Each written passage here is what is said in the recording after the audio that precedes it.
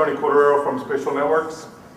I am going to talk to you about something that's really interesting to me, and that's geography.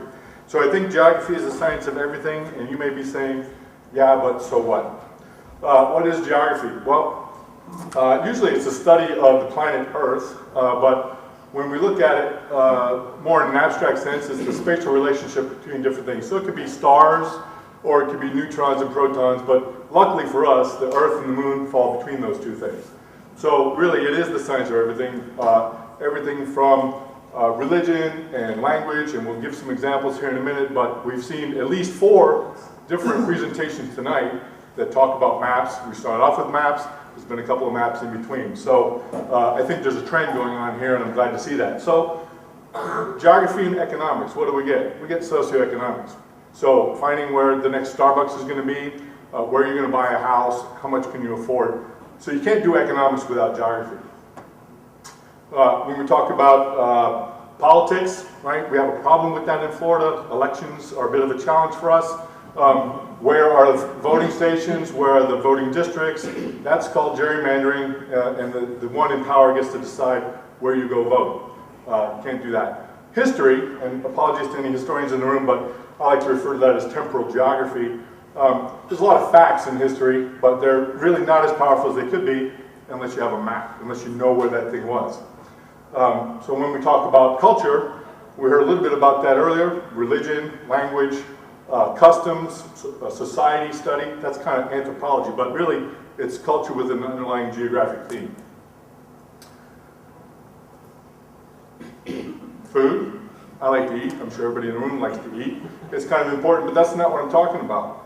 We grow food somewhere, we distribute food somewhere, and people consume it somewhere. Study of geography and food, well, getting the food to the people that need it, that's kind of important. Water, we can't go 3 days without it. That's kind of important. It's a limited resource. It's not equally distributed, and most of the water on the planet is not drinkable. So study of where that water is and how to get it to people that need it, that involves geography. Security. What's the first thing you think about when you move to a new place or you want to go live in a different state? Where's the good neighborhood to live? That's inherently geography. That's kind of important.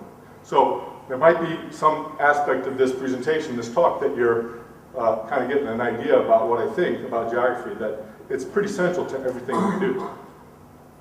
So I've given a few examples, and the next slide, when it does come up, is going to show you exactly how I feel about geography. It is the center of everything that's important to us in our life. So it doesn't consume the whole aspect of what you might study, and these are just a few examples, but you can see the tremendous overlap to it. And you may be saying to yourself, okay, great, well, I might understand that, I might believe it, but really, so what? What does that matter? Because as I've studied this, and I've looked at this, and I've been doing this for quite a while, over the course of my career, geography has become more and more irrelevant. The internet has changed everything. Globalization has changed everything. Trade agreements have changed everything. It no longer is as important where you work and where you live. But at the same time, it's become indispensable. We can't get from one place to another efficiently without understanding of geography. Most people in this room probably have a smartphone or an in-car navigation device. Because why? Because it's important to know where we're going. It's indispensable, but it's also indistinguishable. It's subtle. It's melted into the background. If you use Foursquare or Twitter and you check in someplace, you're actually contributing to geography or using the science of geography. You just don't know it. That's okay, but just understand that that's power behind that. It's also everywhere. It's in your hand. It's literally everywhere. It's under our feet. Geography is important to that. It's in our virtual environment, whether you participate in something like Second Life or just anywhere else, geography is there. It's constant. It's been here since the world began.